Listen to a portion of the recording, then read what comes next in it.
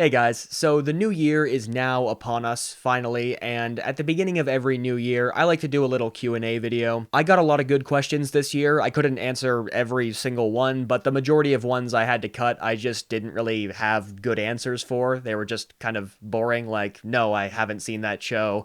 No, I haven't seen that movie.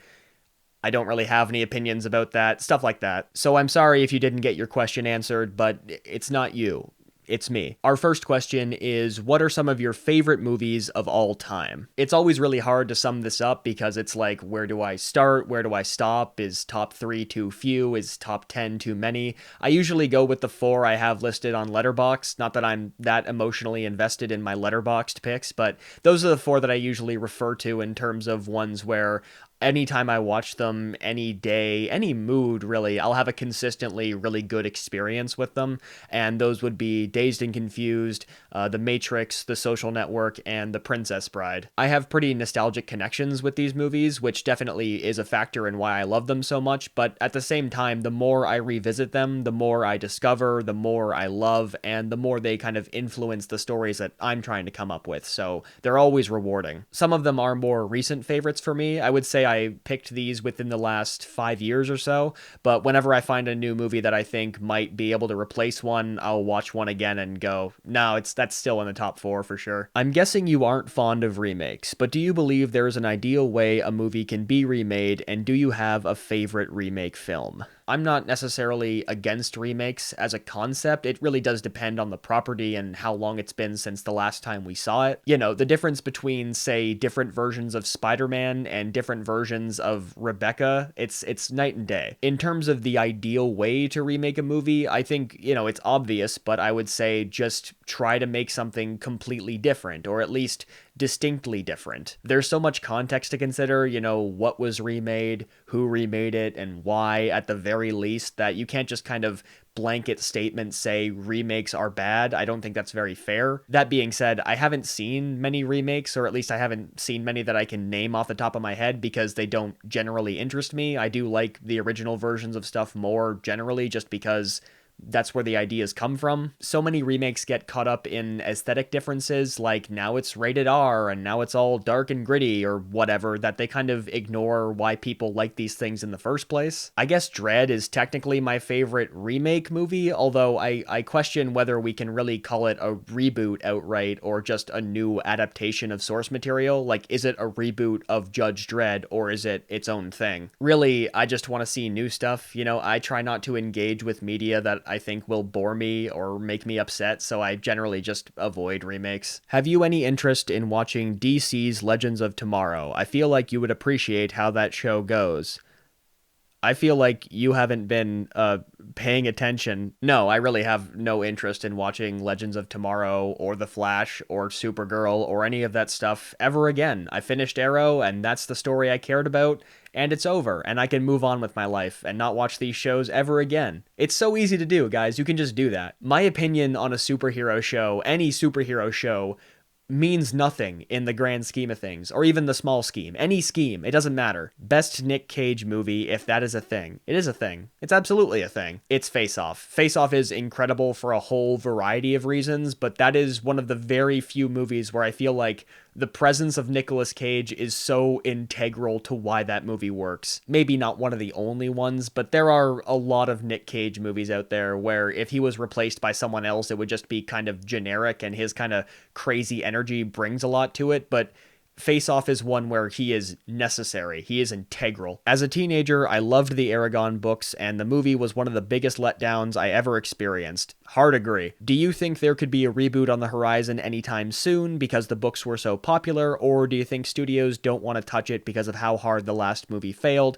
And if there's a reboot, how would you do it? No, I don't think we're going to see Aragon anytime soon. Again, unfortunately, for fans, because I think the last movie was such a complete abject failure in so many ways, mainly financially, that no one's gonna bother to touch it. I also think Aragon just kind of had its time and then we all moved on. Maybe if the first movie had been more successful and spawned more movies that had been just okay, a reboot would have been more possible, but I just don't think the public interest is there now. I haven't reread the series in over a decade now, I think, so I don't have a great idea of what the actual quality of it is, at least by my current day standards, but I imagine it would just be kind of another fantasy thing. I don't really think there's room in the market for it right now. I mean, at its core, Aragon is basically just Star Wars and Lord of the Rings kind of meshed together, and we're currently getting giant projects based in both those franchises in TV right now, so I think it would feel a little redundant. I just don't think it has the same legs as, say, Harry Potter or Percy Jackson, where those fan bases are still ongoing and new works are still being produced within those franchises. I do want to read Paolini's new book. I am really curious about that, but as for Aragon, I think the time for franchise potential has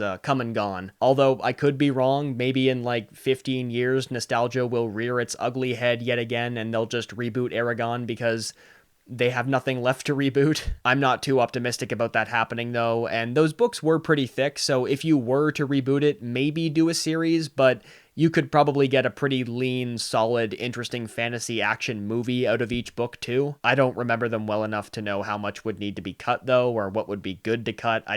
I don't know. What would be the next movie you would want to rent out the whole theater for? Could be a new release or an old one. Also, any favorite podcasts. Love the channel. Well, thank you, stranger. If you don't know this story already, I've told it a few times by now, I think. I rented out an entire theater with my friends to watch Cats one night, and it was magical. I really do want to do it again, and if I could pick another really big, crowd-pleasing movie, I would want to do a good one, and I think Walk Hard, the Dewey Cox story, would be great for that. That movie just makes me howl with laughter every time I watch it, so I would love to make an audience full of friends watch it too, and I think a lot of them would love it. As for podcasts, I don't really listen to many anymore. I kind of fell off podcasts, but there is one I've heard of. It's called Diegetic Pixels, I believe. Some guys do it. I don't really know them, but they seem cool. What happened to that Paul Blart video of yours? I took it down because it's bad. I thought it was kind of self-explanatory. You know, they're not very good videos. I don't think people should watch them.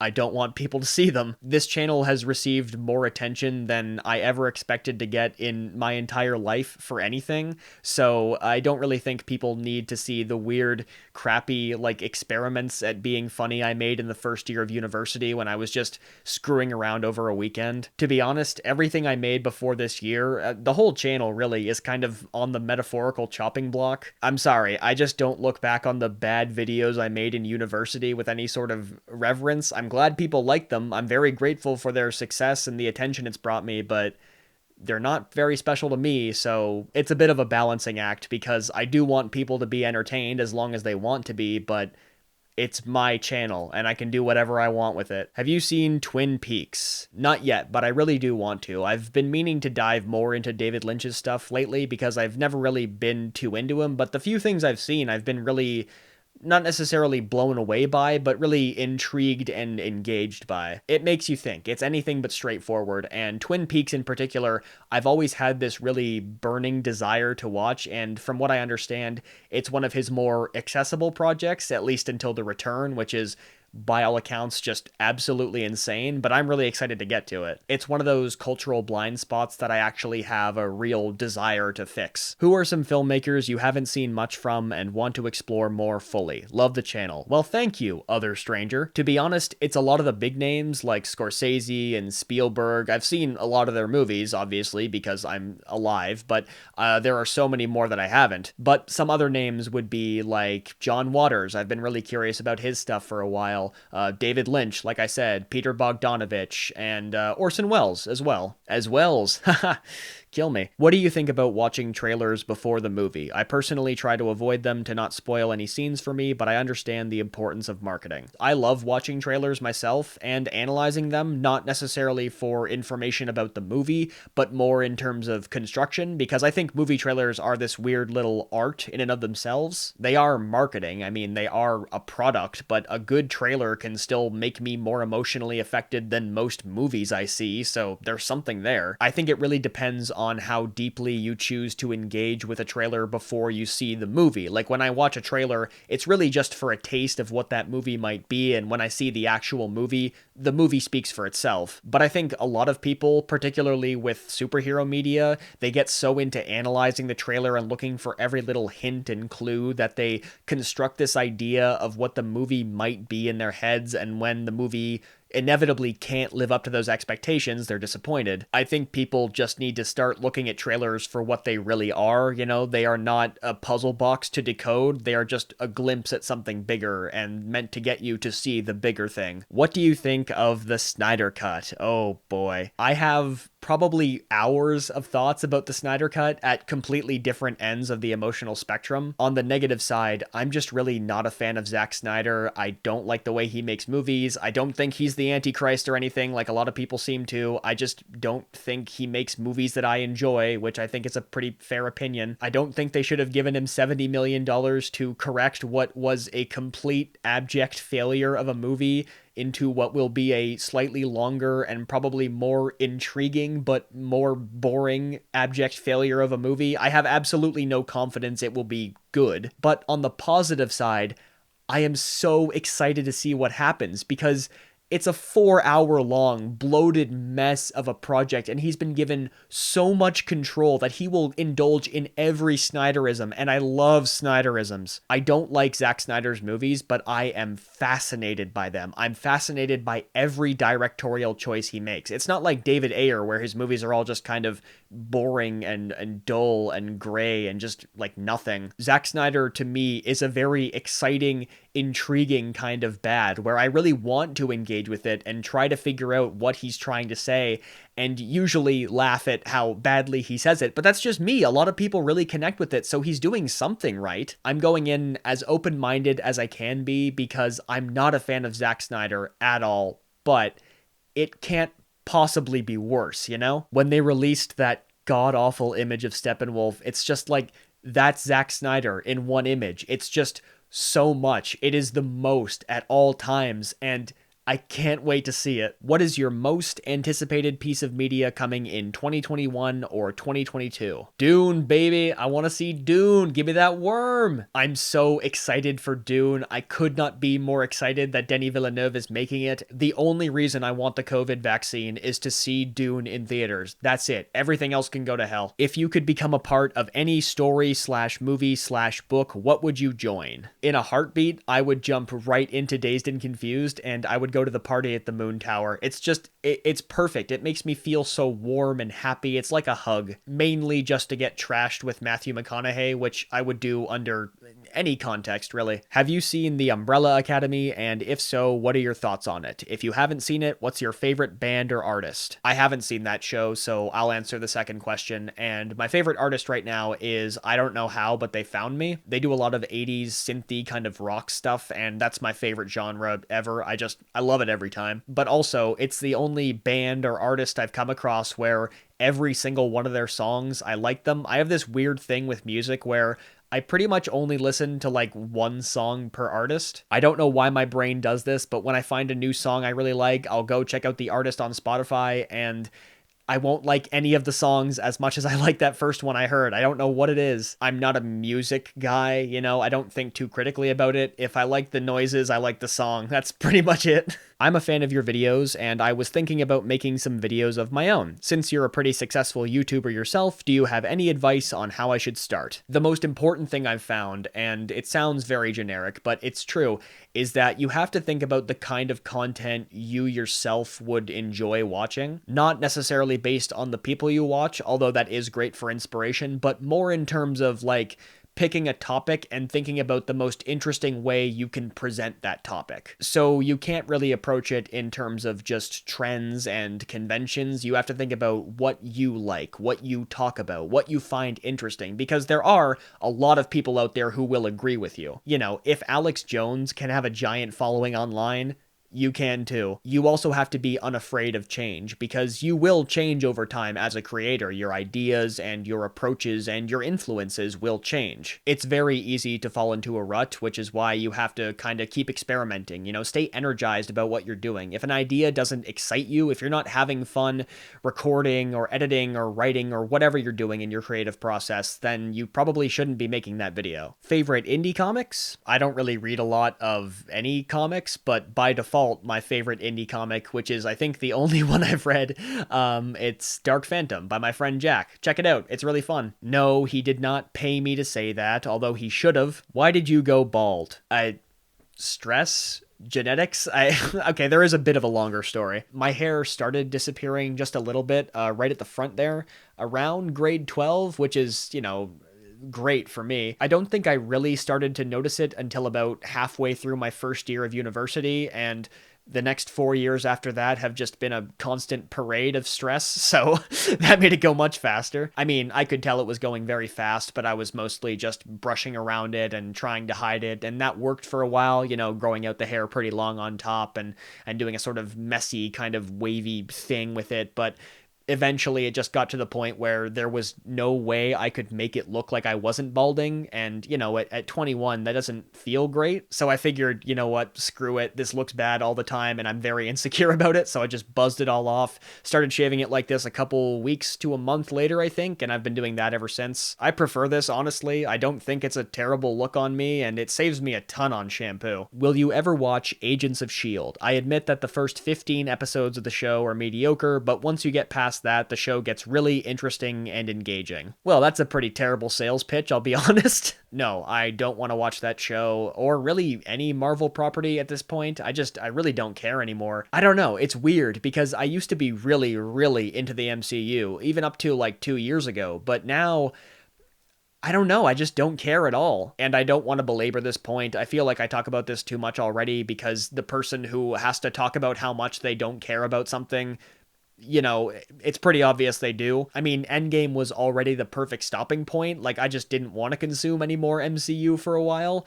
And once I actually did stop consuming it, I realized that maybe the fact that I was consuming so much of it was just because I liked consuming it and not because I really cared. So yeah, I think my connection with the MCU was a little more superficial than a lot of people's are, and that's fine, enjoy it if you enjoy it, but I just don't care anymore, and I don't think I need to keep consuming it if I don't care. At this point, it does nothing for me. I don't have any reason to engage with it. I just kind of see it as this giant commercial for more stuff that I'll have to remember, and it just seems exhausting. Do you watch any anime? If not, have you considered it? If yes, what are your favorites? I know nothing about anime. I won't make any judgment calls or blanket statements about what I like or don't like, because there is so much out there, but from what I've seen, it just wasn't really for me. The conventions of it, the voice acting, the storytelling, I didn't really get into it. The animation looks gorgeous, but the way the stories are told, it's not really my thing, I guess. There are a few out there that I've heard good things about that I do want to check out, like Evangelion and Cowboy Bebop, the obvious ones, but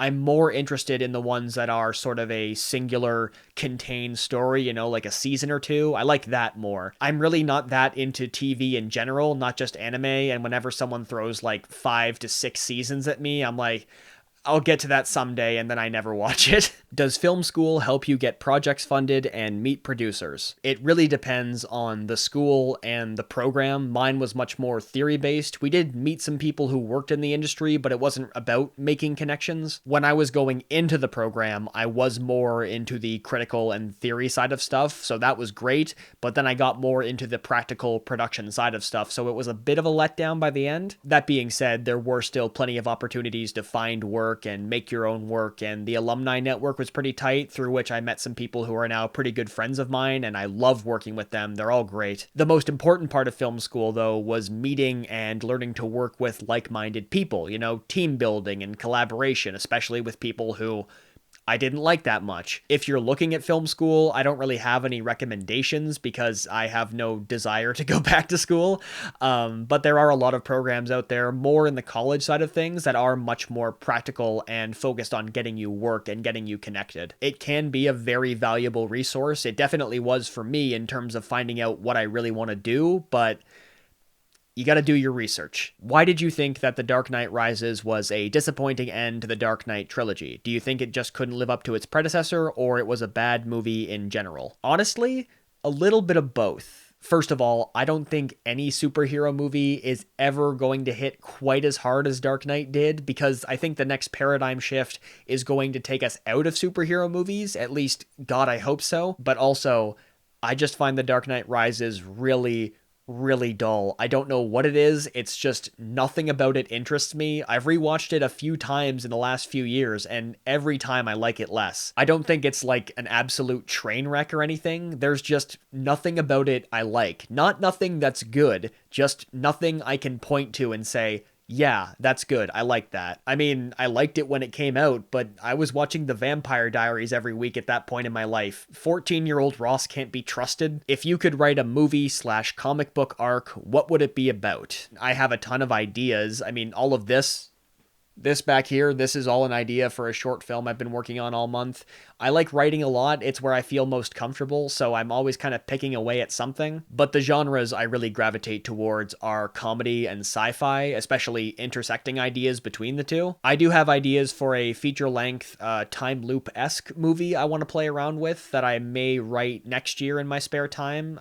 We'll see if anything ever happens with it. Who knows? It will probably just sit on my hard drive forever, but in case it doesn't, I can't give anything away. What made you start your channel? Honestly, just boredom. I became interested in the internet movie discussion sort of subculture late in high school, so there was no one else to really talk about stuff with or make stuff with. At that point, I was also much more into the discussion and analysis of movies than I was into the actual making of them, so that was much more isolating in a way. And this iteration of me on YouTube came about because I thought I was really smart in my first year of university and I wanted to complain about Arrow on the internet, so here we are in the nightmare. Do you think that cinematic universes like Marvel, DC, and Star Wars will still be popular many years from now, or will their long run times and weird watch order make them too confusing to attract new fans? I think there's always going to be room for franchises like this. People do love franchises that just keep building and building and building on themselves. I think it's really just down to individual taste. Personally, I prefer more singular, individualistic stories where there's a beginning and an end. I want to be able to stop and reflect eventually, and with stuff like Marvel, it will never truly end, so it's hard to do that. No matter how much content these brands are pumping out, people will watch. People will seek out as much as they can to be as into it as they can. That's just the nature of fandom. The real question is how much longer these franchises can sustain this kind of consistent output, because I think the bubble, it has to pop soon, right? Like when Disney announced 10 new Marvel shows and 10 new Star Wars shows, there had to be a lot of people who just looked at that and went, no, that's too much. As long as they're making money, like, we're gonna keep seeing these shows for years. We've been talking about Marvel burnout since 2015. It hasn't slowed down. What was your favorite video to make and why? Honestly, it was my last one, the best of, because that was actually the first video I've released in about a year and a half that I was really proud of. I know that might seem weird, but you have no idea how deeply I can hate myself at times. When you see someone praising a TV show or movie that you think is garbage, then do you try to convince them that it is, or do you just remain silent? Pro tip: never do the former. Look, nothing I or any movie YouTuber says has any real weight. We are just people talking. Also, an opinion as trivial and personal as whether or not someone likes a movie or a TV show is not grounds for an argument. One of my least favorite kinds of videos on this platform is when people will like respond to a review and say like, here's all the reasons why this person is wrong about Logan or whatever. Like, who cares, man? And really, what do you gain by convincing someone they're wrong about a movie? I'll tell you. You gain nothing, you convince no one, and everyone just thinks you're a prick. I'm sorry, I got a little heated there. I'm not mad at the question, it's just, This is why I'm not really into the whole YouTube movie review man thing anymore, you know? This makes me sound like the most up-my-ass film student I can be, but you know what? That's kind of what I am. I just think that the ability to create the kind of art that forges these connections is so much more important than being known for talking about these connections in a specific way, and it makes me so frustrated that people seem so concerned with quibbling over opinions when they could be forging their own connections. You've said in your videos and tweets that you're wanting to revamp your style. What sort of style are you going for in 2021? I love your content. Oh, thank you, actual stranger. Well, the best of video is a pretty good template of what I'm going for. I want the videos to be shorter, punchier, and much funnier because, to be honest, at this point, I don't really care about criticizing things. I don't know if I've made that clear, but I mean, on a more personal level, when I started making videos again and the Arrow videos blew up and I got more into the review and video essay-ish side of things, I really did value that people liked what I had to say. I really thought that made me important somehow. And in most of my videos, I mean, I'm making jokes, but I do carry myself a little more seriously and formally than I am in real life. I'm really not a very serious person at all, but I was in film school and the majority of my output were these more polished professional academic papers, and that voice kind of translated over to YouTube. But now I'm out of school. I'm fairly certain I'm done with school for the rest of my life. I have no desire to write or really think that way anymore, and I don't really care if people think I'm a good critic because I have no desire to be one. You know, if the channel is just my name, then it should be a reflection of who I am, how I approach things, how I think about things. And I want to be more creative, more energetic, and more funny. So yeah, the videos themselves won't change too much. They're just going to be, you know, shorter, punchier, and more funny. I also want to base them more around exploring new things and how I explore new things, as opposed to watching something new and then going, is it good or bad? Really, this year's mission statement is just to have fun, because if I'm going to create stuff here, I should have fun. It's pretty simple, but sometimes you need to accept the simplest facts before you can make real changes that work. So that's it for this year's Q&A, and thank you very much to everyone who asked me questions. You gave me a ton to think about. And to those of you whose questions I missed, well, there's always next year. And now for my favorite time of year, I get to get off camera. I am so sweaty.